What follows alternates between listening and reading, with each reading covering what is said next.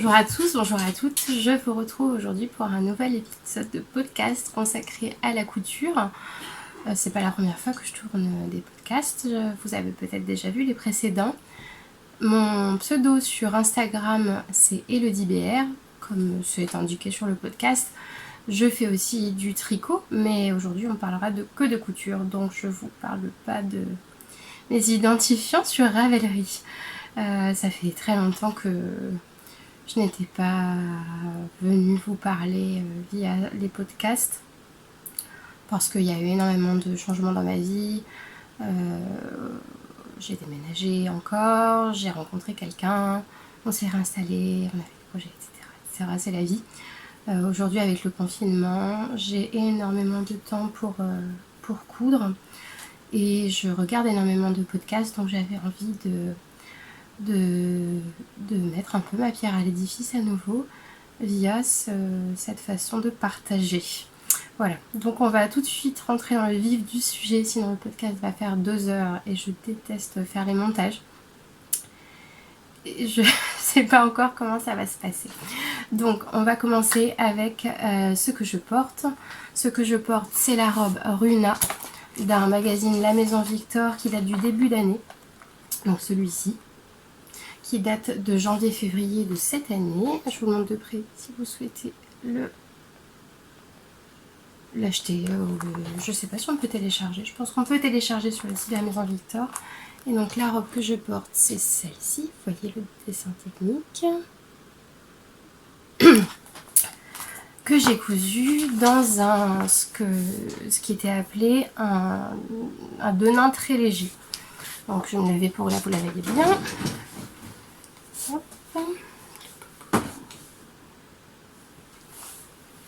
J'incrusterai des petites photos. Donc c'est un denim léger que j'ai acheté à Mondial Tissu, qui était vraiment parfait pour cette robe, que j'ai cousu en taille, je sais plus, peu importe, 38 certainement, et qui ne m'a posé aucun souci, excepté pour la longueur de la robe. Donc si vous voyez, c'est une robe qui est longue, on la voit ici sur le mannequin. Et en fait, quand j'ai décalqué les pièces, je me suis trompée sur les pièces du devant, que j'ai pas assez allongé. Alors je sais pas, j'ai pas revérifié si c'était de ma faute ou de la faute du patron.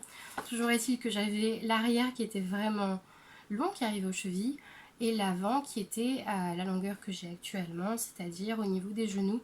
Quoi qu'il en soit, je pense que je l'aurais cousu, je l'aurais coupé pour qu'elle arrive au niveau des genoux, mais à faire attention si vous le faites, que ce soit pas une erreur du patron. J'avoue que j'ai pas vérifié. Je le noterai d'ailleurs, je vais regarder si c'est si c'est dû au patron. Je le noterai là sur la vidéo, vous le verrez comme ça. Sinon ça se couvre vraiment très bien. Il faut pas mal de... On la voit ici en tête. Il faut pas mal de tissu pour coudre cette robe, puisque c'est quand même une robe longue.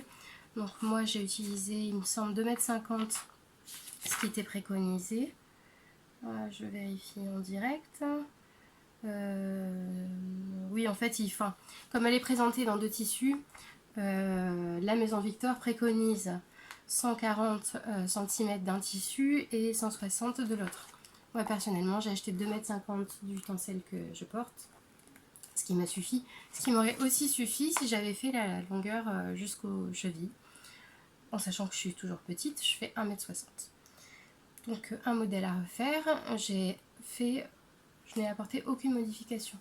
La plupart du temps, je dois apporter des modifications pour la poitrine parce que c'est d'aisance ou j'ai trop d'aisance. Là, j'ai apporté aucune modification. C'était vraiment bien construit. Hop, parce qu'on va bien voir. Le pied de colle est joli. Vous avez un contre-jour ici. Oui. Donc, vous voyez, le pied de colle est bien réalisé. Et surtout, les pièces, elles sont bien construites sur le patron, donc c'est pas compliqué de venir assembler ces pièces. J'avais déjà fait ça plusieurs fois, hein. Le pied de colle, le col, c'est un vrai col. C'est un vrai col chemise, comme on peut le retrouver sur les chemises pour hommes ou dans d'autres patrons de chemises. Donc c'est une vraie robe chemise avec une taille ceinturée. Il faut savoir que ce patron, il n'y a pas de passant ici. Vous voyez, je peux l'enlever complètement. Donc c'est une ceinture qu'on vient ajouter. Je peux aussi mettre une autre ceinture. Donc voilà, une petite réalisation sympa. C'est la robe que je porte tout le temps. Dès qu'elle est propre, je la remets. Pour le printemps, elle est vraiment idéale. Et je vous ai pas parlé des poignets. Donc les poignets sont comme ça. C'est fait avec une fente. Et donc c'est une... Je vais essayer de vous le montrer. Donc c'est un poignet large. Et ici c'est une fausse patte indéchirable. Avec un pli là, comme on peut retrouver sur les chemises classiques. Et une fausse patte indéchirable, on le voit. Ici elle est formée par un billet. Il y a un petit fil là qui traînaille. Il va falloir que je le coupe. Et bon, pour les boutons, peu importe, c'est des boutons de mon stock. J'ai fait comme beaucoup, j'ai récupéré des boutons à droite et à gauche, donc j'en ai énormément. C'est rare que j'en achète. Quand j'en achète, c'est qu'ils sont vraiment exceptionnels. Donc c'est Alice Taylor, Atelier Brunette. J'aimerais bien acheter des ateliers Camélire. Ou alors c'est parce que je les trouve très originaux, mais j'achète pas de boutons. Normalement, j'en ai vraiment suffisamment. Donc là, ceux-ci sont hop, hop, hop, comme ça. Ils ont vraiment la même teinte que le tissu, une espèce de zèbre sur le tout. Voilà, c'était pour le premier projet. Donc ça fait déjà 6 minutes que je vous parle. Et j'ai encore beaucoup de choses à vous montrer. Donc on va passer au projet suivant. Le projet suivant, c'était la chemise liseron de Atelier Scamit. Excusez-moi, je tousse un peu. C'est pas le Covid-19, c'est une allergie, c'est confirmé par mon docteur. Donc, cette chemise, je pense que tout le monde la connaît. C'est un merveilleux patron d'Atelier Scamit. J'ai les anciennes pochettes parce que j'avais acheté ce patron. Il était sorti, il me semble, à l'occasion d'Arao, juste avant un CSF il y a 2 ou 3 ans. Et c'était encore l'ancien format de pochette. Donc, cette chemise multiple option avec un col. C'est dur de reprendre le chemin du podcast. Donc, un col à volant. Ici. Ou non, c'est pareil, on a la possibilité d'avoir des volants au poignet ou non. Donc, moi j'ai fait les volants partout. Donc, quitte à faire des volants, autant le faire partout. Donc, je vais vous présenter la couture. Je l'aurais pu la fermer. Donc quand j'étais allée au CSF, j'avais prévu d'acheter cette chemise dont on avait entendu parler juste avant le salon. Et j'avais également acheté le tissu sur le stand d'Atelier Brunette pour la réaliser. Et je sais pas pourquoi j'ai attendu. J'ai même hésité à utiliser le tissu pour autre chose. Donc voici ma réalisation. D'ailleurs, j'aurais pu le mettre sur le mannequin, ça aurait été plus simple. Excusez-moi, c'est un peu cafouillis. Ça fait tellement longtemps que j'ai pas tourné. Alors, donc si je la mets sur le mannequin, qui est un peu plus net que moi.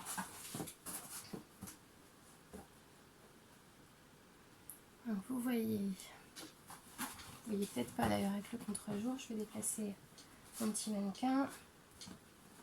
Je vais juste mettre 2 boutons. Peu importe. Donc, si je rapproche le mannequin sans tout faire tomber, vous voyez par l'installation qui est en dessous, alors c'est quelque chose. Donc ce col à foufou qui est magnifique. Donc c'est encore une fois un vrai col. On le voit ici avec un pied de colle. J'espère que vous n'aurez pas trop de contre-jour. Donc une vraie chemise avec un vrai col. Ce qu'on appelle le col, c'est ça. Ici.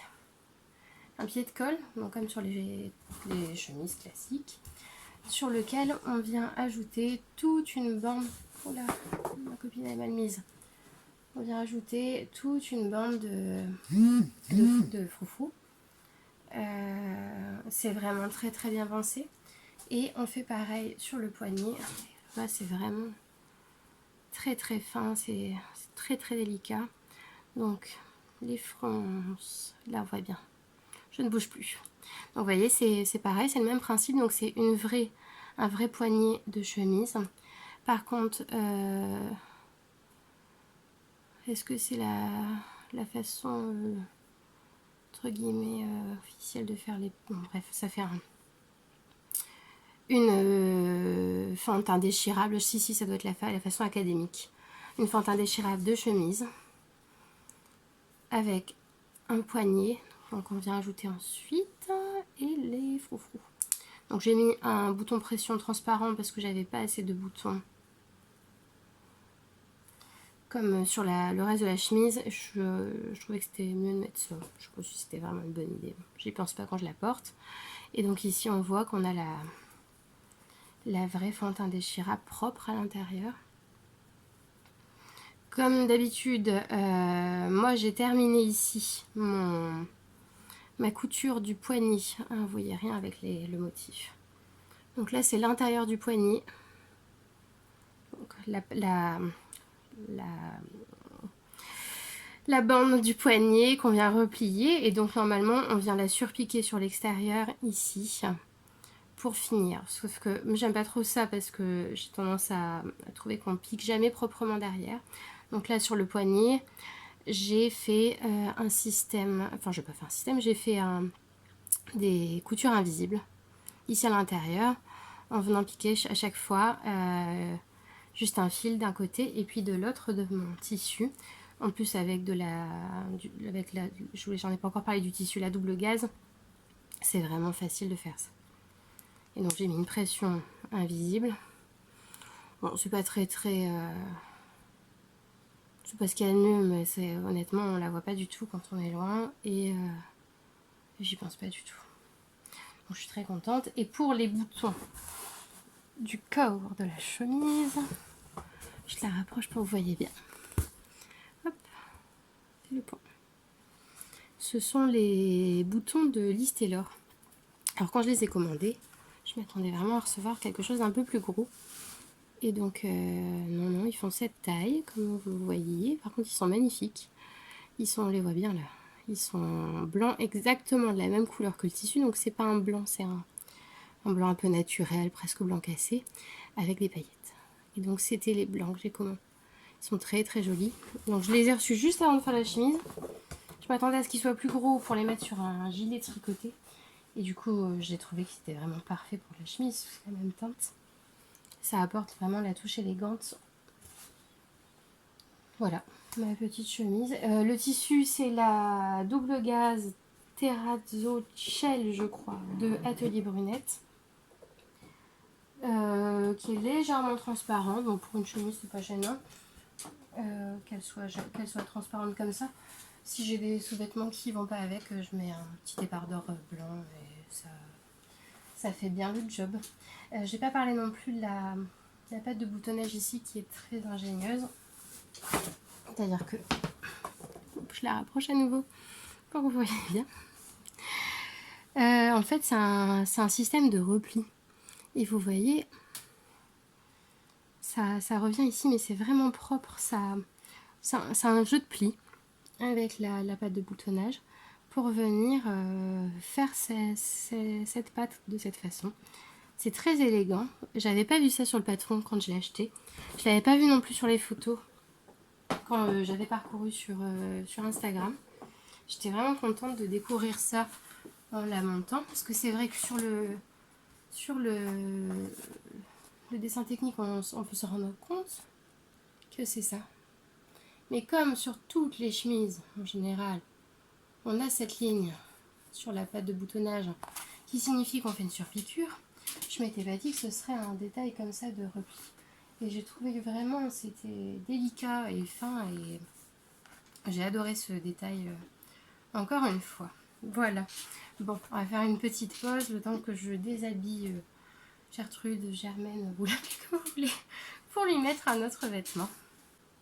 Donc, on continue tout de suite avec la blouse Talma de Anna Rose Patterns que j'ai cousue dans un crêpe qui vient de chez Toto. Donc un crêpe assez lourd et c'est un blanc presque cassé. Et pour les manches, c'est un voile qui est imprimé et brodé. Donc, je vais vous montrer de près. Yep. Imprimé et brodé, très transparent et que j'avais eu au marché il y a très longtemps. Donc le fait d'utiliser ce voile sur les manches associé aux crêpes, comme le tissu est très transparent, ça m'a imposé de faire des finitions un peu plus poussées. Donc pour les bracelets de manches, j'ai choisi les bracelets sans la patte de boutonnage, la patte de fermeture, il me semble qu'il y a les deux options. Et je me suis vraiment appliquée pour cette fois-ci coudre à la machine ce poignet. Que ce soit propre autant sur l'intérieur que sur l'extérieur. C'est le point. Oh. Il n'y a rien du tout. Et pour les manches, j'ai fait un surjet tout le tour à l'intérieur, très propre et très fin, de sorte que quand on le porte, le surjet semble pas être une couture sale. Ce que vous voyez, je sais pas du tout si ce que vous voyez c'est bon. Pour le reste, le Anna Rose Patterns, donc c'est Maude, je peur de dire une bêtise, je crois que la créatrice s'appelle Maude. Elle a vraiment pensé à tout, c'est vraiment... Donc, oula, je viens de tirer sur toute l'installation. Donc pour le dos, vous avez un dos français qui est vraiment très joli. Avec le crêpe, ça tombe bien comme c'est un tissu qui est lourd. Ça vraiment, ça fait des jolies fronces. Et pour le devant, vous avez un dos qui est entièrement boutonné. Ce sont des vraies boutonnières. Pour les boutons, ce sont des boutons recouverts. Voilà. Ici également des fronces. Et tout est surjeté. Ici, je vais l'enlever du mannequin. Et je vais la retourner pour vous montrer ce que ça donne sur l'intérieur, parce que il y a vraiment eu un travail sur les finitions qui a été apporté et c'est très très bien. Donc sur le dos, on a une paremonture qui fait tout le tour. Et là, en fond, c'est la patte de boutonnage. Donc, la paremonture n'est pas fixée, mais Maude, si elle s'appelle bien comme ça, propose de la fixer par une surpiqûre que je n'ai pas faite. Donc on voit que le reste est entièrement surjeté. Oula, vous voyez rien du tout. Donc c'est entièrement surjeté. Moi j'ai fait uniquement les surpiqûres sur le devant. Ici sur les fronces. Parce que le fait de faire les surpiqûres sur ce tissu là, qui en plus est blanc et il y a apporte beaucoup de reflets, ça a apporté quelque chose. J'avais peur qu'en refaisant les surpiqûres qui se seraient trouvées, hop, ici, vous voyez rien du tout. Ah, c'est décousu, hein. Ici, là, ici, ça structure trop le vêtement. Donc voilà, une jolie blouse Thelma de Anna Rose Patterns. C'est un joli patron, mon chéri trouve qu'elle me va vraiment très bien. Je pense que je la referai avec plaisir. Donc on passe au projet suivant, pour lequel je ne vais pas avoir besoin de mon mannequin, donc je vais l'enlever parce qu'il me gêne un peu. Le projet suivant, c'est une jupe dont le patron est gratuit en ce moment.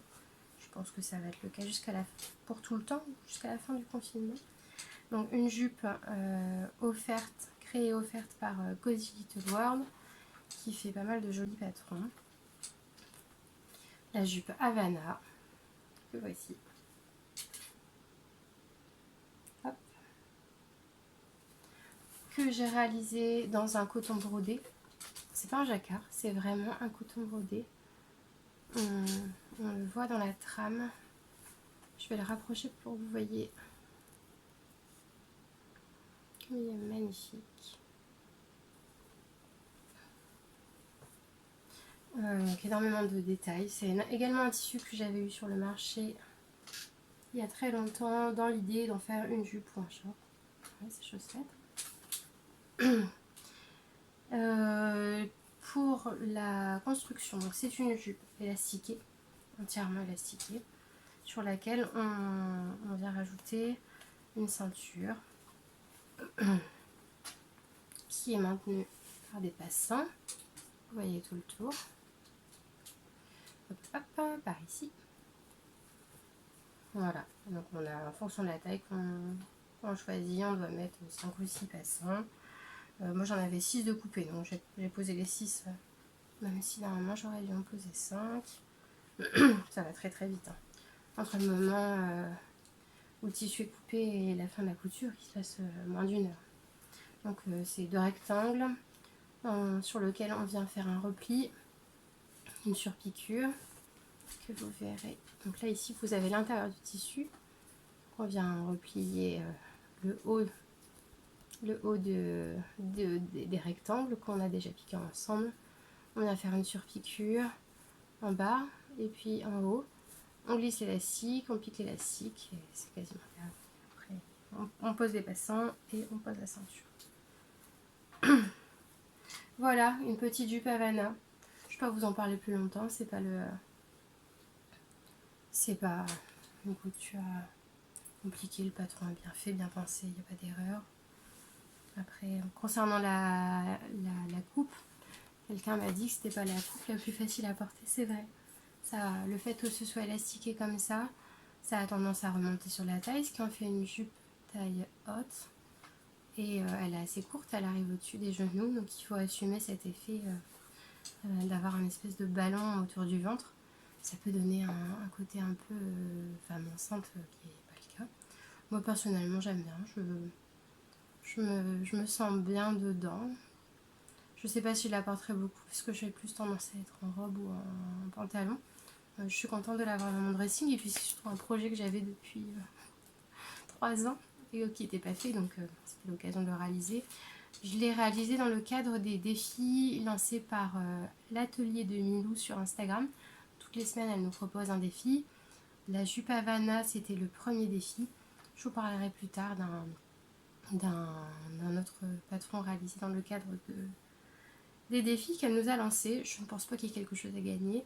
C'est juste le plaisir de... On fait toute la même couture et on se rend compte à la fin. On peut voir ce que les autres ont fait, quels tissus ont été choisis, comment ça rend sur telle morphologie. Et c'est assez sympa.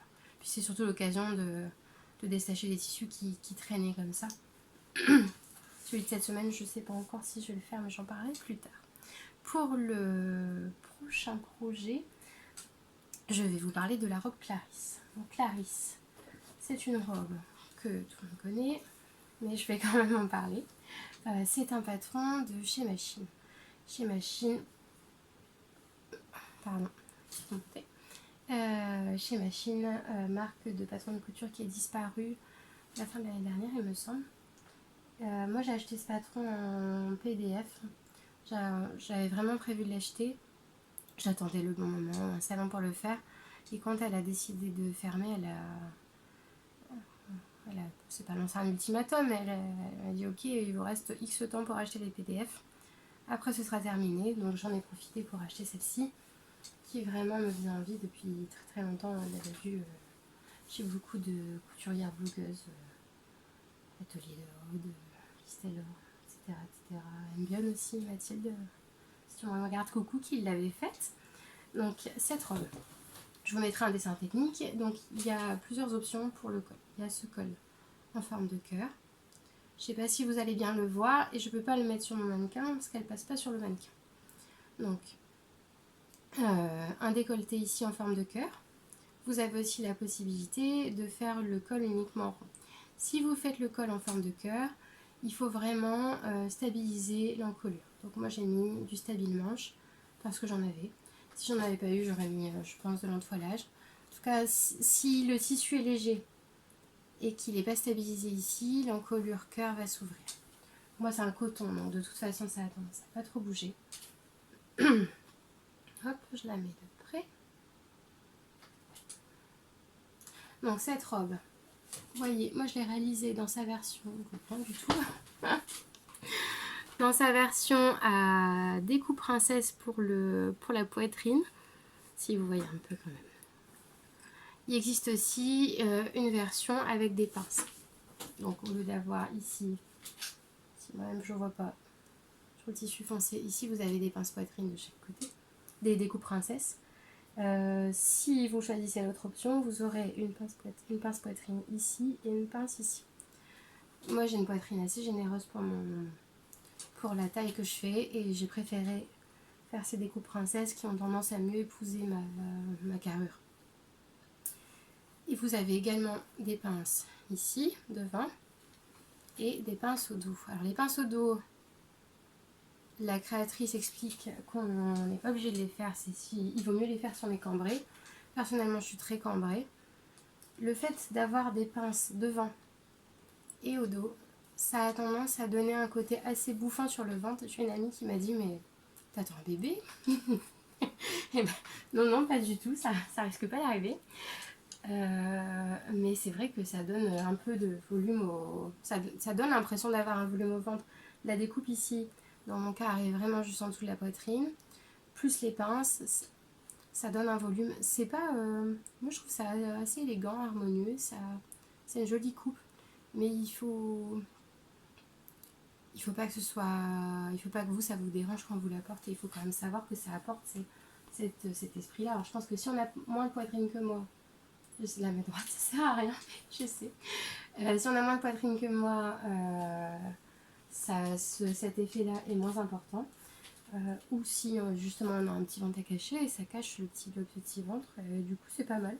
Et dans le dos ça tombe vraiment bien, c'est vrai que la pince poitrine, donc c'est une robe qui se ferme par une fermeture éclair invisible. Voyez moi, hop, droite-gauche, la caméra c'est pas évident. Donc une fermeture éclair invisible qui descend normalement juste en dessous de la jonction des dos des jupes. Moi, elle arrive au niveau de la jonction parce que quand j'ai fait la couture de fermeture en bas, je suis remontée un peu trop. C'est pas gênant du tout pour l'enfiler. Et alors, elle a la particularité, cette robe, d'être entièrement doublée sur le corsage. Donc, quand vous l'assemblez, en fait, vous avez l'impression d'avoir deux robes. Hop, si je la remets sur un cintre. Vous voyez, là c'est le devant. Et donc vous avez à l'intérieur une doublure qui n'est pas juste une peinture. Sur la doublure, on retrouve les pinces. Donc là sur ma version, je ne sais pas si le tissu c'est ce qu'il y a de mieux pour vous présenter. Mais bon, c'est comme ça, hein. J'ai fait avec je coupe pas pour vous présenter les trucs, je coupe parce que c'est mes projets, mais... Bon, du coup, vous avez une pince qui se trouve ici et une pince qui se trouve ici. Donc, si vous avez choisi l'autre... Putain, depuis tout à l'heure, ça tourne, ça enregistre. Ah si, ça enregistre. J'ai eu peur. Pardon pour le gros mot. Je pensais que mon téléphone n'enregistrait pas.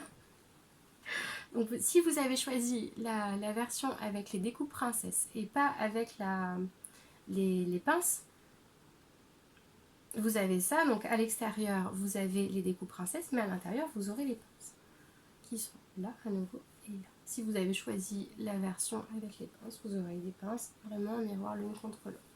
Donc le devant, pardon, et la doublure dos, pareil tout le tour. Alors je vais pas forcément rentrer tous mes fils dessus, surtout sur les manches. Hop, voilà.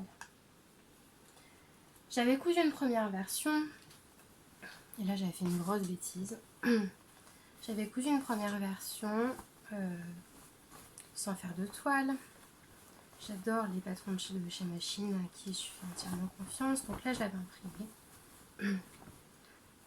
J'avais vérifié, mais un peu rapidement, avant le film, le soir. Mon carré test de, je sais plus, 5 cm par 5 cm. Je pensais qu'il était bon. En fait, non, il y avait 1 cm d'écart.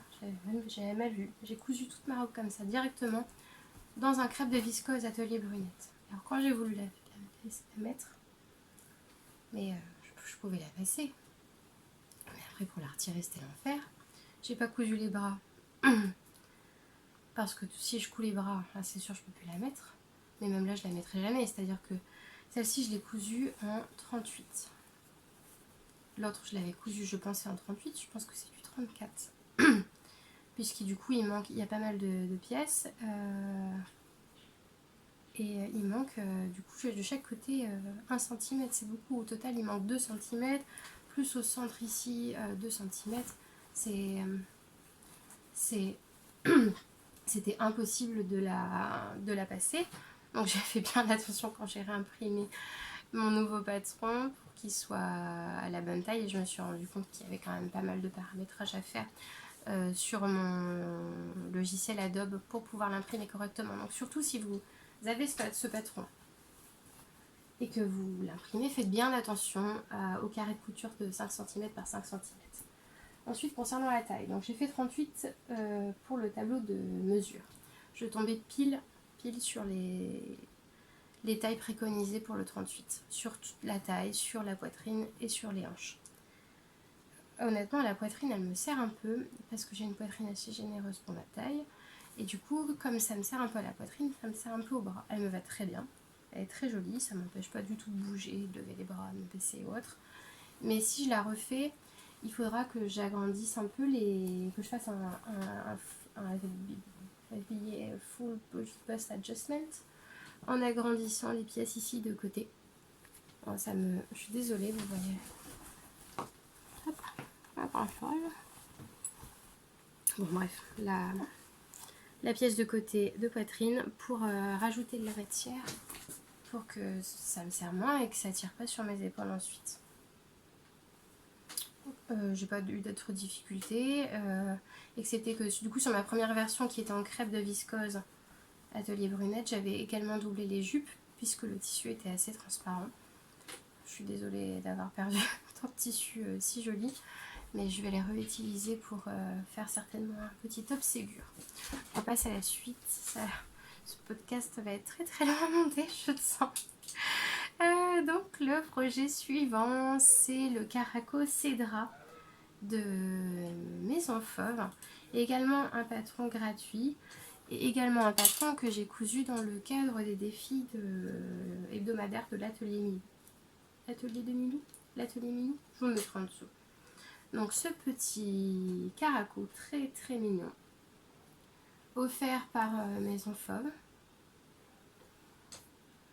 anciennement Dessine-moi un patron, et qui est entièrement réversible. Donc là je vous montre du côté où moi je le porte. Donc en fait c'est très très simple, hein. C'est un devant avec des pinces et un dos, et c'est noué par des petits nœuds aux épaules. Moi je les ai pas fermés par un point, il me semble que mon amie Laure l'a fermé par un point puisqu'elle s'en sert pas. Enfin elle n'a pas besoin d'enlever les liens pour pouvoir fermer le top. Moi avec ma morphologie, si j'ai besoin, je mets le haut avec les liens fermés et ensuite je viens fermer les liens. Donc voilà, et si je le retourne, hop, ça fait un petit haut tout simple, blanc, en crêpe. Alors c'est le crêpe que j'utilisais pour la blouse Talma, je vous ai montré tout à l'heure. Je trouve que c'est moins joli de ce côté là parce qu'on voit quand même un peu la broderie, la broderie anglaise par transparence. J'avais vraiment pour idée de le porter de ce côté là. Donc ce tissu je l'avais déjà utilisé pour un autre haut il y a 2 ans, il me semble. C'est pareil, c'est une broderie anglaise qui venait du marché. Donc j'aime beaucoup ce petit caraco. Bon c'est pareil, j'ai cousu ça, je pense, entre le temps de couper le tissu et les coutures de finition, ça a dû me prendre peut-être 2 heures, mais pas plus. Il y a vraiment plein de jolies versions du coup sur le compte de l'atelier de Milou. Les filles ont été imaginatives pour le coudre. Mon amie Laure en a fait un avec, il me semble que ça doit être de viscose. D'un côté c'est un tissu avec des grands imprimés très colorés, et de l'autre c'est un tissu uni un peu rouge rouille qui est très très joli. Du coup c'est plus léger que ma version en crêpe qui est lourde, plus la broderie qui est lourde. J'aime beaucoup ces versions là. Alors je pense que je me le referai avec des tissus plus légers parce que là il est beau, mais je trouve qu'il est un peu lourd pour un vêtement débardeur qui se voudrait être quelque chose de léger. J'en ai pas parlé, mais sur le patron, vous avez la possibilité de faire une découpe qui part du milieu et qui a un triangle inversé par rapport au décolleté en V. Et c'est très joli. Je vous mettrai des photos portées par incrustation. Voilà, un petit débardeur dans lequel vous pouvez vous lancer pendant ce confinement. Il ne demande pas beaucoup de tissu, je pense que c'est... Mais c'était que dans des chutes, c'est passé tout juste. Ça peut être 1 mètre et 1 mètre, 1 mètre pour l'extérieur, 1 mètre pour l'intérieur. C'est très rapide à coudre, c'est bien pensé. Ça permet de voir aussi comment sont les patrons de maison fauve. J'ai déjà cousu d'autres patrons de maison fauve. C'est vrai qu'on retrouve sa patte. J'aime bien. Ouais, j'aime bien. Et puis ça taille bien. Pour le coup, c'est pareil sur le tableau des mesures. Je tombais pile sur la taille 38. Du coup, j'ai hésité à prendre la taille 40 par rapport à mon expérience avec la robe clariste qui faisait que j'étais un peu ajustée. Bon, j'ai pris la taille 38, ça tombe vraiment bien. Par contre, les deux tissus ensemble, crêpe plus broderie, c'est lourd quand même. Ça fait un débardeur un peu épais. Mais je le porterai quand même, il est assez élégant. C'est ça que j'aime bien. On va passer tout de suite au projet suivant. J'ai terminé avec les projets pour femmes. J'espère que ça vous a plu. Si vous ne voulez pas entendre parler de projets pour hommes et pour enfants, et ben je vous dis à bientôt. J'espère que c'était pas trop cafouillé. Pardonnez-moi. Donc je continue tout de suite avec les projets pour les autres. Et je vais parler d'abord du pantalon que j'ai cousu pour mon amoureux. Alors, j'ai été le rechercher dans la palette. Alors, pour vous le présenter, donc c'est le pantalon Ulysse de Urban Ferry. Qu'il adore, il le porte tout le temps. C'est comme moi avec la robe Runa. Lui, son pantalon Ulysse, dès qu'il est propre, il le reporte. J'ai plus de tissu en stock pour lui en refaire, mais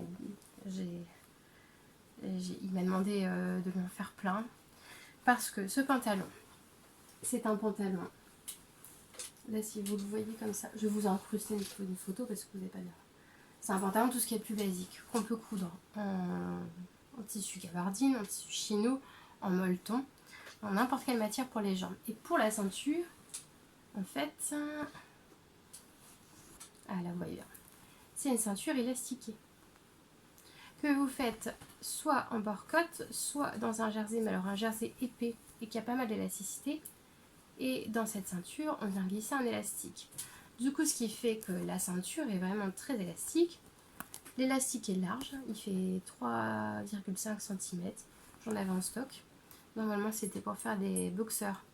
Mais bon, peu importe, je rachèterai l'élastique à boxer plus tard.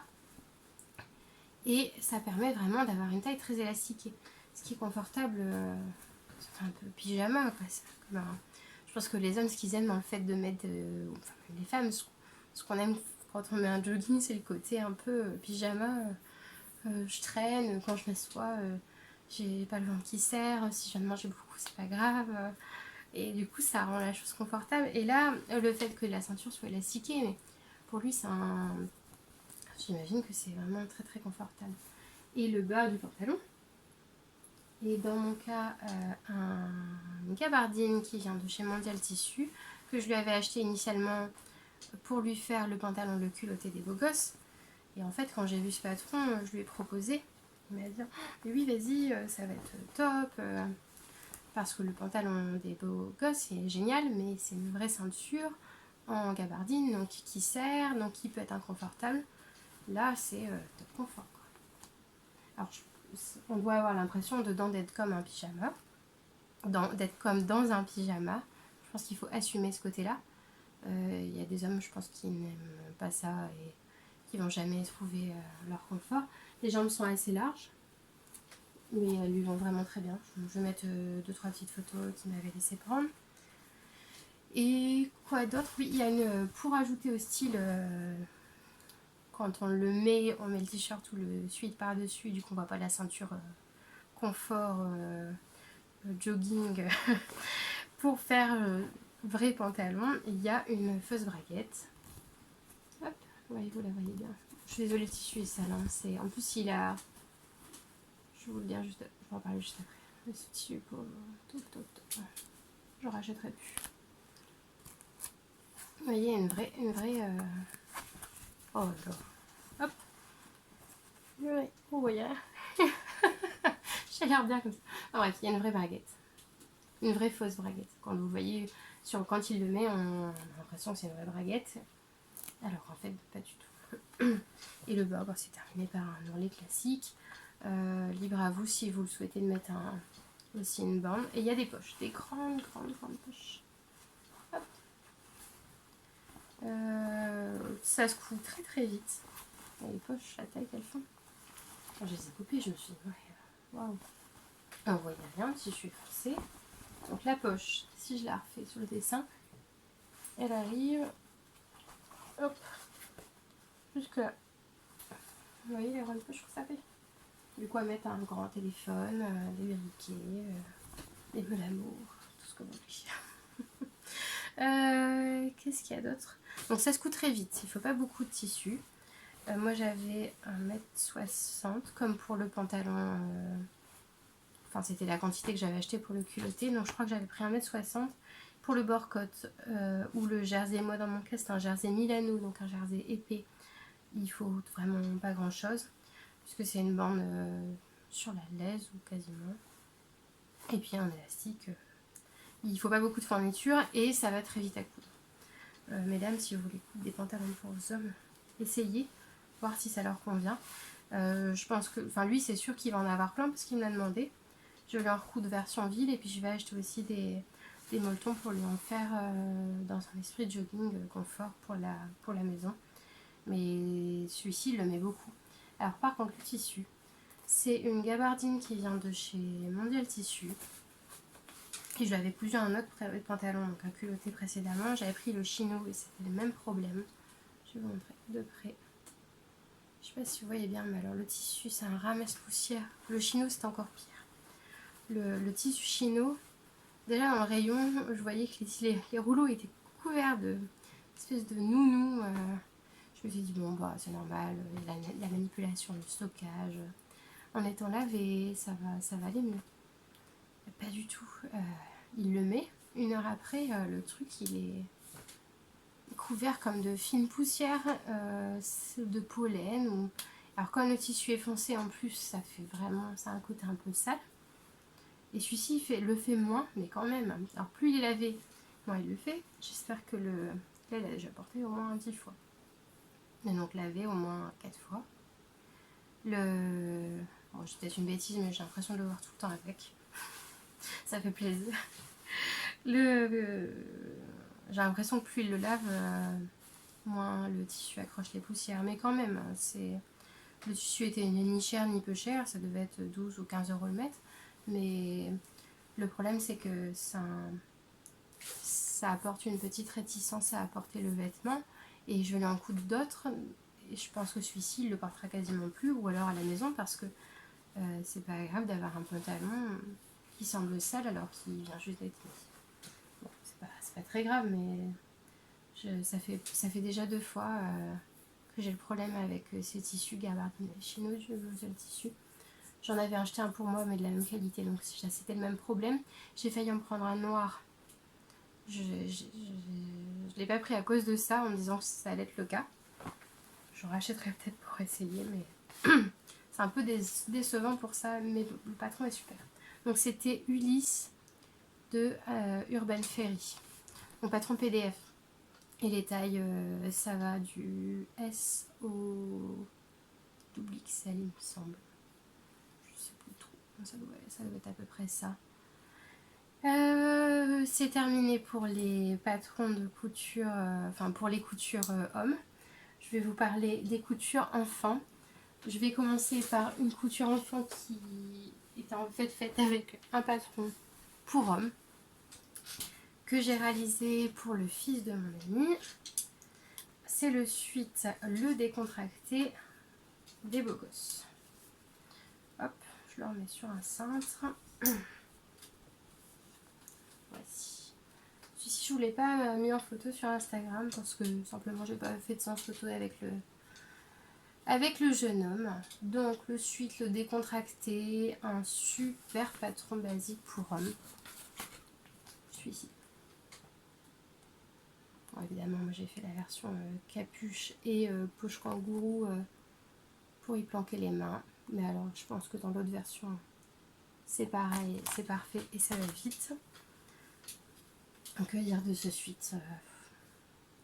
Il tombe parfaitement, il se coud rapidement, les explications sont très claires. Il faut uniquement être un peu délicat sur la pose de la capuche pour avoir une belle jonction ici, au milieu. Et pour faire les surpiqûres, moi les matières comme ça, jersey, molleton, c'est les matières sur lesquelles je me tourne le moins parce que moi j'en porte pas beaucoup. Et du coup j'ai pas beaucoup de dextérité là-dessus, sur ces matières-là. Malgré tout, c'était vraiment un plaisir de le coudre. Et je vais en coudre d'autres. J'ai acheté un tissu avant le confinement pour en faire un pour mon chéri. Donc la poche kangourou, ici. Très bien pensé et très bien expliqué de la part de David et Olivier, les créateurs des Beaux Gosses. Et avec une grande poche pour y placer les mains, qui va juste de l'autre côté, comme ça. Hop. Je n'ai plus rien ce que je vous montre. Et une capuche qui n'est pas censée être portée, mais bien sûr que la porte, on la porte. Donc voilà, quoi, que dire d'autre. Moi j'ai fait pas mal de bêtises quand je l'ai cousu. J'avais pas mis mes repères pour mettre les œillets pour laisser passer le cordon. Du coup je l'avais d'abord, j'avais mis les œillets au mauvais endroit. Après quand j'ai fait mon report, j'ai dû recouper du tissu. Après j'avais oublié, j'ai mis des œillets que j'ai posés au marteau, donc des vrais œillets, vous voyez. Hop. Mais je n'avais pas entoilé l'endroit où je l'ai posé. Donc comme c'est du tissu élastique, l'œillet est tout de suite sorti du tissu. Donc j'ai dû recommencer. Donc cette fois-ci, j'ai bien entoilé. Les œillets étaient un peu grands, mais en fait c'est des restes d'œillets que j'ai en stock d'un Kelly Anorak que j'avais fait pour mon ancienne belle-mère. Donc je trouve qu'ils vont vraiment bien avec, il n'y avait pas de raison. La bêtise que j'ai faite qui se voit pas quand on le porte, j'ai pas fait attention quand j'ai posé la capuche, vous voyez, à bien aligner les deux œillets par rapport au bord ici. Donc clairement si je le mets droit, vous voyez, il y en a un qui est plus haut que l'autre. Parce que j'ai pas fait attention quand j'ai cousu la capuche, que j'ai cousu directement à la surjeteuse ici. Alors, on voit pas du tout. Là, vous voyez. Vous voyez rien du tout. Là, vous voyez. En fait, dans le patron, j'ai modifié ça quand même. Parce que je voyais pas l'intérêt de faire comme ça. Il nous dit d'assembler la capuche au corps à la machine à coudre. Donc, ce qui implique pour cela-ci de le faire au point zigzag. Moi, j'aime pas ça du tout. Quand je couds des matières élastiques, moins j'utilise la machine à coudre, plus ça me convient. Parce que la tendance, ça dépose de la poussière. Donc après, il faut tout nettoyer. Ça a tendance à sauter. Si les fils sont pas de bonne qualité, ça saute aussi. Je sais pas combien de... Je pense qu'à chaque fois que je fais un projet en molleton, je casse une aiguille double qui coûte assez cher et qui sont pas évidentes à trouver. Donc bon, je me suis dit non, allez, je surjette directement la capuche et le corps du vêtement. Mais du coup, j'ai pas fait attention à bien aligner les œillets. Il y en a un qui est un peu plus haut que l'autre. Mais alors, en fait, quand il le porte, ça fait un peu comme là sur le cintre. Donc, personne ne voit qu'il y a même 1 centimètre d'écart. Il n'y a pas 1 centimètre, il y a un demi-centimètre, mais personne ne le voit. Pour le cordon et pour les bouts comme ça, je les ai commandés chez Mercerie Extra avec d'autres choses. Et puis j'ai fait les surpiqûres préconisées. Je me suis dépassée pour faire ça parce que j'aime vraiment pas ça. Et c'est très propre. Voilà. La seule difficulté, je dirais, dans ce modèle, c'est de poser correctement la capuche et de faire correctement les coutures de la capuche. Si vous le faites sans la capuche, c'est ultra facile. Même la poche, c'est ultra facile. Toute la difficulté, c'est de bien faire les surpiqûres. C'est la seule chose qui est compliquée. Voilà. Pris mon mal en patience. Je vous dis, quand je dis que j'aime pas ça, c'est que pas ça du tout. Mais c'est un challenge, alors c'est sympa aussi de relever des challenges. Voilà pour le décontracter. Alors j'ai le patron sous les yeux, je vais pouvoir vous dire de quelle taille il va celui-là. Bah, c'est S à XXL. Donc c'est quand même un éventail assez large. Voilà. Et je vais pas parler des poignets. Les poignets, c'est pas un bord-côte à porter, c'est uniquement un repli. Donc on surjette le bord de la manche, qu'on vient replier au fer et on surpique. Fais pas le point sur moi, on s'en fiche de ma tête. Voilà. Voilà, donc le fils de mon ami l'adore, il le porte tout le temps, il trouve que le tissu est très très doux. J'ai pas parlé du tissu, c'est un molleton qui venait de chez Mondial Tissu. Vous allez souvent entendre parler de Mondial Tissu, là où je vis maintenant. Il y a un Mondial Tissu à 10 minutes, qui est fermé en ce moment. Non, c'est normal. Donc ce tissu venait de Mondial Tissu. Mais les fournitures de mercerie extra. Donc ça, c'est bon. Et on va passer aux vraies coutures enfants maintenant. Je vais les faire dans l'ordre où je les ai cousues. Donc d'abord, la robe pour ma petite Miss. Je vais la mettre sur un cintre également, sinon vous allez la voir.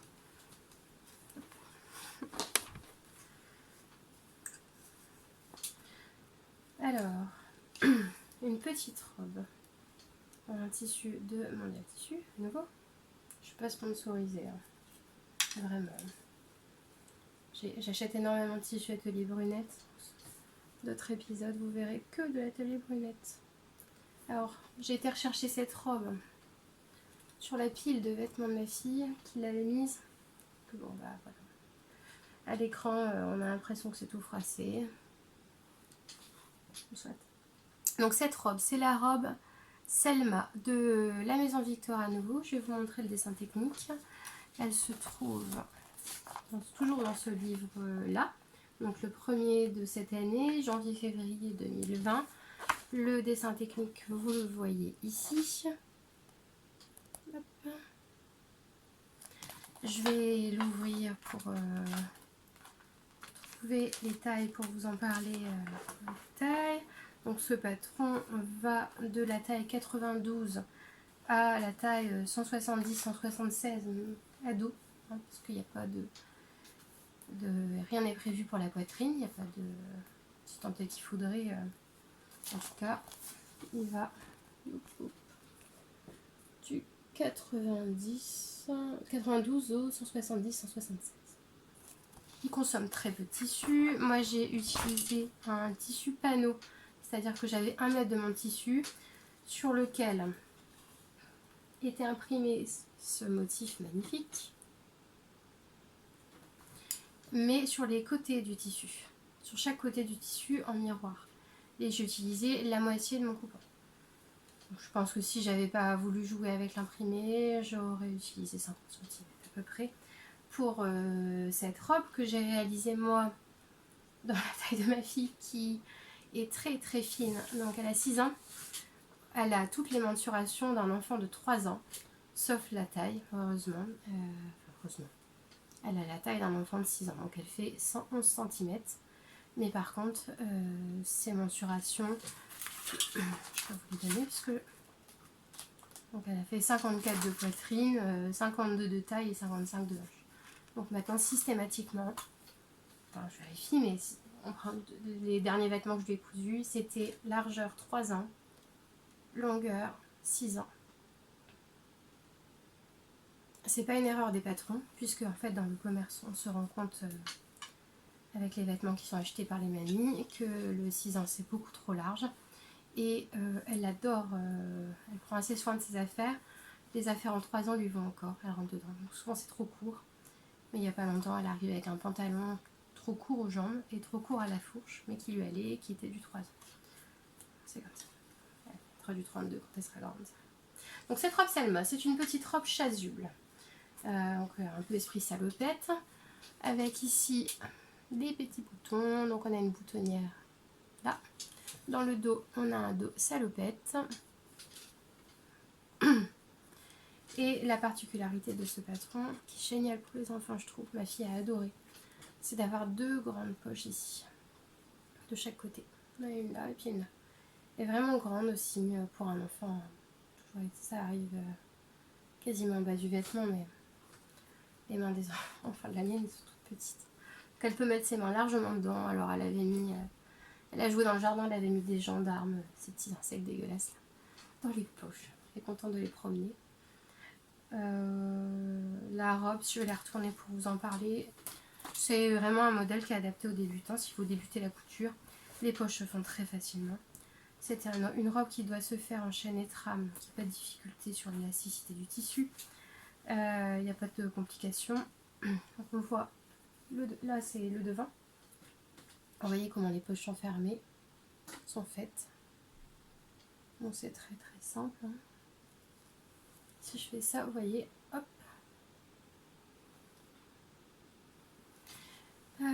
Et ici il y a une paremonture, donc c'est bien fini, une paremonture surjetée. Dans le dos, c'est pareil.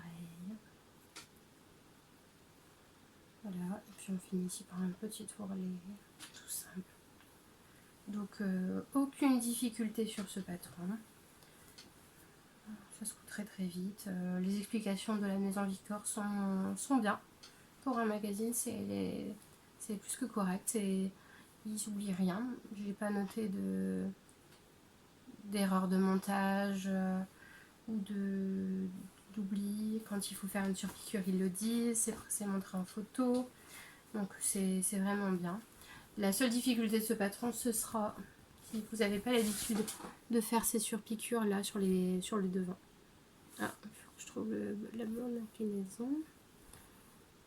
Parce que vous voyez, du coup, en fait, il faut venir surpiquer là tout du long. Non, vous voyez pas. Il faut venir surpiquer tout du long, mais il ne faut pas surpiquer les poches en même temps. Bon, bref, c'est bien expliqué. Si vous voulez la faire, vous verrez, c'est bien expliqué. Et donc, je continue avec les coutures enfants, avec la petite blouse Lemon de Super Bison, que j'ai cousue dans le même tissu qui vient aussi de Mondial Tissu, mais c'est la collection été actuelle, alors que le tissu précédent, ça devait être l'hiver de l'année dernière. Et donc, j'ai cousu 2 versions, donc une en toujours 3 ans, longueur 6 ans, et une en 12 ans pour la fille de mon ami. Hop. Dans quel sens? Droite, gauche. Voilà. Je vais vous incruster une photo du dessin technique. Donc ce patron propose 3 versions. Celle que je vais vous présenter en premier, celle-ci, c'est la version A. Donc un petit haut, débardeur, avec des bretelles à volant pour la version A, et un dos élastiqué. Un dos élastiqué, et les bretelles sont fixées par des boutonnières. Alors ça, je l'ai modifié sur la version de ma fille parce que normalement, on met le bouton à l'intérieur du vêtement, pas à l'extérieur. Mais ma fille adore les boutons que j'ai choisis.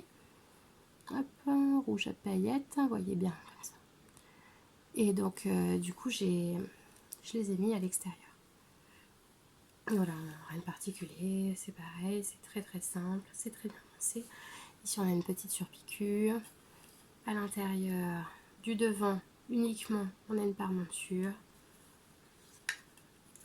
J'ai beaucoup apprécié les explications de Super Bison qui étaient très précises sur comment placer les bretelles avec les repères indiqués. Les repères sont bien placés et bien pensés pour que tout tombe parfaitement. Ici on a un jeu de plis sur le devant, je ne sais pas si vous le voyez bien avec le tissu, donc il y a un système de plis devant. J'avais noté un détail qui n'allait pas, une seule petite chose. Oui, il y a une erreur uniquement sur cette version-là.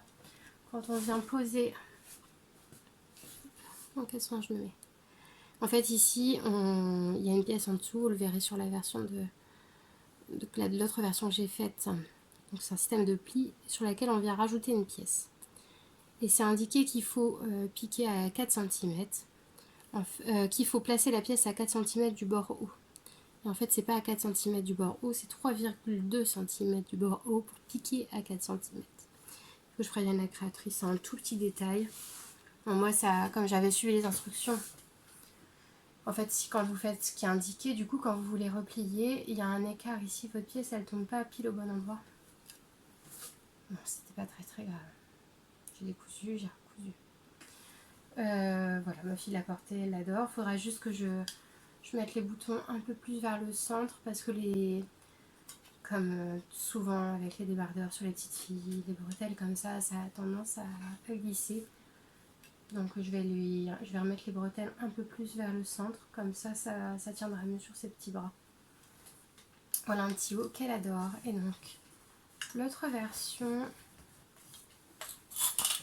hop, c'est la version C.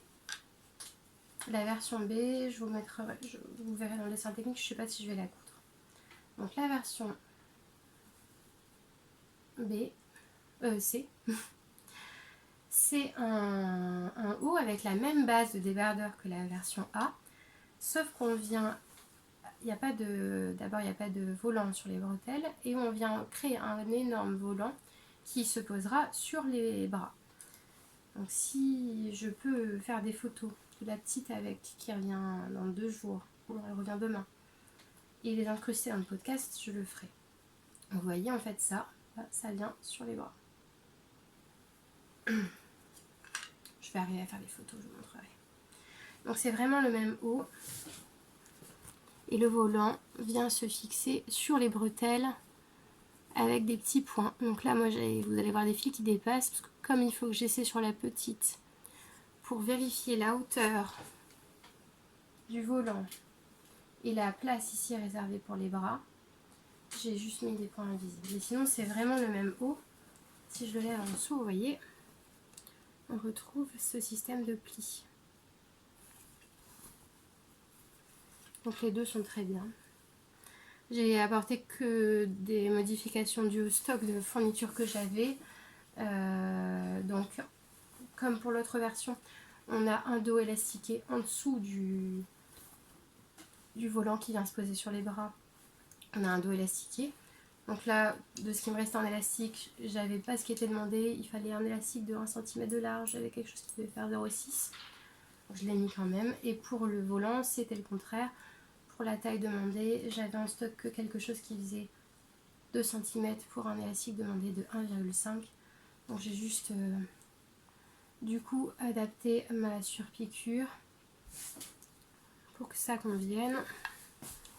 Et pour faire ça, en fait c'est tout bête, hein, on vient replier le tissu, faire une piqûre en haut, en bas pour créer une coulisse et on vient y glisser l'élastique. D'ailleurs c'est pas demandé de refermer, je suis ouvert parce que c'est vrai que ça n'a pas d'intérêt de refermer le volant. On voit ici l'ouverture où j'ai passé l'élastique. Voilà, c'est fini pour toutes les coutures que je voulais vous présenter. Le podcast doit déjà faire plus d'1 heure. Donc je vais vous présenter rapidement les projets à venir qui sont sûrs d'être réalisés. Parce qu'il y en aura encore plein. Parce qu'on va être encore longtemps en confinement. Donc d'abord, je voulais vous parler de ce tissu-là, qui est un tissu imperméable de la marque La Pandalo Fabrique que j'ai acheté chez Mondial Tissu, puisque avant d'y aller une fois, j'ai été sur le site pour vérifier une référence et je me suis rendu compte qu'il est distribué. En fait, ils les ont pas en magasin, enfin en tout cas pas dans le magasin de Barentin, mais on peut les commander en magasin, ce qui fait économiser les frais de port. Donc c'est ce que j'ai fait. Donc c'est un coton imperméabilisé, donc ça ressemble vraiment à une toile, mais c'est fin. Il me semble d'ailleurs que c'est noté coton Oxford imperméabilisé. Vous pouvez les retrouver sur le site Mondial Tissu.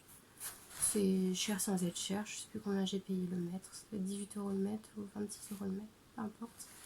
Et donc je vais en faire un manteau magnésium enfant pour ma fille. Alors je vais me motiver à le faire parce que je pensais le faire pour qu'elle puisse le porter au printemps. Mais à la fin du confinement, ce sera l'été.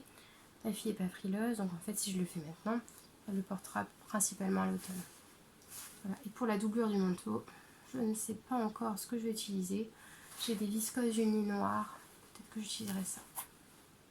On verra. Donc ça, c'était le premier tissu dont je voulais vous parler. Ensuite, j'ai acheté cette merveille avant le confinement aussi. Cette merveille, je pense que vous l'avez vu passer. Donc c'est Grace dans le coloris bleu Pantone, il me semble, de Liz Taylor. J'en ai pris, je crois, 3 mètres ou 2,50 m pour me faire une robe longue. J'ai pas encore arrêté mon choix sur le modèle de la robe. Ce sera soit la robe Pléiade, je crois, ou la robe Trésor de Supervision, ou la robe Magnolia de Direndou. Pléiade, je sais plus qui est la créatrice. Donc il faut que j'arrive à statuer sur le sort de ce tissu. Voilà, et donc la dernière chose dont je voulais vous parler, c'est de ça. C'est un kit à coudre pour coudre des serviettes hygiéniques lavables qui vient de chez Cousu Bio. Je pourrais aussi acheter de la micro polaire bambou pour coudre des démaquillants et je les utilise depuis quelques jours. C'est un bonheur. Même sans produit, ça nettoie un peu. C'est doux, il y en a qui sont déjà passés à la machine à laver, donc ils sont ressortis, ils n'avaient pas bougé. Le seul inconvénient de ces tissus, c'est que même une fois qu'on les sort du paquet, on reçoit ça dans une enveloppe en craft, mais plus grande que celle-ci, ça met la micro-polaire partout. Et je déteste ça, mais bon, j'en ai quand même cousu beaucoup. Et j'en ai cousu d'avance pour offrir aux copines ou pour peut-être des lots, on verra. Je vous les montre pas, hein. Aucun intérêt à vous montrer des lingettes démaquillantes. Mais toujours est-il que leur micro-polaire bambou est vraiment top. Et je leur avais pris également du tissu pour faire du sopalin lavable. Puisque je me suis mis en tête de convertir ma famille à ça. Je déteste le sopalin jetable, j'en ai jamais acheté de ma vie avant qu'on forme cette famille recomposée. Mais ils sont tous habitués à ça. Donc mon conjoint et ses enfants qui ont 8 et 12 ans. C'est très très compliqué de faire changer les habitudes. Donc j'en ai cousu pour offrir à ma belle-sœur qui m'en avait demandé et pour nous, pour la maison, qui sont dans la cuisine. Ma fille et moi on s'en sert pour l'instant. Le problème c'est que le réflexe d'utiliser du sopalin jetable, il est vraiment ancré et c'est très compliqué de les faire tourner vers cette chose là. Donc j'ai même envisagé de cacher le sopalin jetable pour qu'ils s'y habituent. En fait, comment dire, c'est vraiment une question d'habitude, c'est-à-dire qu'ils renversent quelque chose, ils vont prendre un sopalin jetable, alors qu'ils pourraient prendre un sopalin lavable qui est fait pour ça. On s'en fiche, il est sale, on s'en fiche, il est abîmé. Mais non, j'ai encore du travail là-dessus. Et donc j'ai commandé ce kit de kit à coudre serviettes chimiques lavables. C'est un bon rapport qualité-prix, mais je saurais plus vous dire, je crois que c'était 16 €. C'était vraiment pas cher, dans lequel on en reçoit tout pour faire ces serviettes lavables et le papier. Voilà, le petit patron de Cousu Bio avec les explications. Je ne peux pas vous dire si elles sont bien parce que je ne les ai pas encore cousues. Concernant les tissus, donc on a le choix quand on commande entre plusieurs cotons. On a du pull et un tissu imperméable et de l'éponge, je sais plus quoi. Est-ce que c'est noté? Oui, donc il y a de la flanelle, du pull, c'est bien un tissu imperméable, un tissu à motif qu'on a choisi parmi une sélection, alors moi il y en avait peut-être 8 ou 10 quand j'ai commandé, un insert absorbant éponge.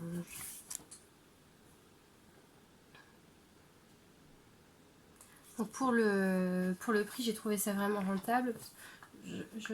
J'ai hésité à commander les fournitures sur Cousu Bio pour les coudre moi-même. Soit c'est pas compliqué de coudre une serviette hygiénique lavable. Mais en fait, ça revenait plus cher de commander les fournitures une par une, avec beaucoup du coup sûrement de surstock, sans être sûr que ça convienne, parce que comme je les ai pas encore essayées, je peux pas vous dire que ça convient. Si elles sont pas encore cousues, c'est parce que je souffre moi aussi de l'endométriose, hein, tout sur ma vie. Et j'ai un traitement particulier. Je devais être opérée juste après, on verra si ça se fait. Voilà, enfin peu importe. Donc du coup, j'ai acheté ça et je vais quand même les couper bientôt parce que je veux profiter du temps qui nous est donné à la maison pour faire réaliser tous les projets pénibles ou en retard. J'ai aussi tout un stock de trucs à réparer. Je déteste faire ça, des ourlets qu'on m'a demandé de faire. Je déteste, je pense que comme beaucoup de couturières, tout ce qui est de l'ordre de la nécessité, l'utile, les ourlets, les nappes, les rideaux, oh là là, c'est vraiment, c'est plus du plaisir, c'est une corvée. Je le fais mais vraiment par corvée, mais c'est pas grave. Voilà, bon, je sais que cet épisode était un peu brouillon dans la façon dont je vous ai présenté à l'image les différents projets, parce que il faut se remettre dans le bain, la droite, la gauche, tout est inversé, c'est pas évident. Et on n'a plus l'habitude. J'espère quand même que ça vous aura plu. N'hésitez pas à commenter, à me dire si ce qui vous plairait que j'ajoute ou que je retire du podcast. Et je vous souhaite bon courage pour la suite de ce confinement. J'espère que tout va bien chez vous. Je ne vais pas m'étaler sur le confinement. Et restez chez vous comme le disent toutes. Et à bientôt. Au revoir.